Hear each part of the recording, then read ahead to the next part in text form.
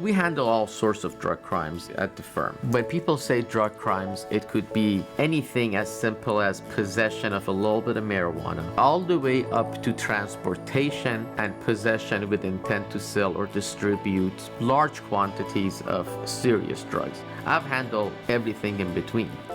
On possession for sale cases, the strategy most experienced attorneys use is number one, can we argue that this was for personal use? The DA's response is going to be no, it wasn't, because there were hundreds of baggies in the home. There was a pay-o sheet showing who owes who how much, and a good defense attorney can have an answer for every single one of those questions. But what clients have to understand is don't look for miracles. Look for results which will put you in the best place possible. Drug cases in general, if the quantity is high and there's indicia, for instance, of sales, it's not a whodunit anymore. The lawyer's job should be there to negotiate something for the client to see what's the best deal they can get.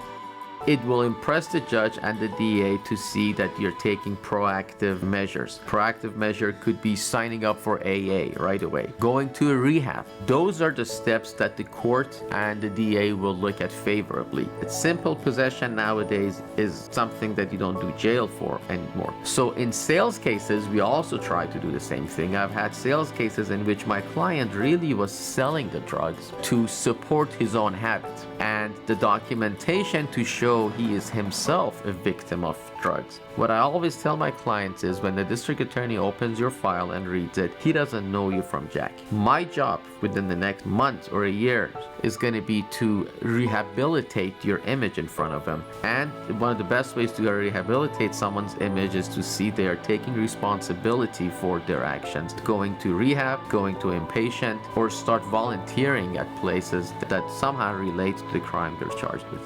Clients should hire us not just for drug crimes, for any other crime, because number one, we have a track record. They can go online, check my status with the state bar to see if I've ever been disciplined for anything. They can look at the reviews our clients have put, and many of them have to do with drug crimes. They can also see the accolades and the awards we've won with regards to this field. Those are all indications that we've been successful in doing what we're doing. But more importantly is because we go the extra yard.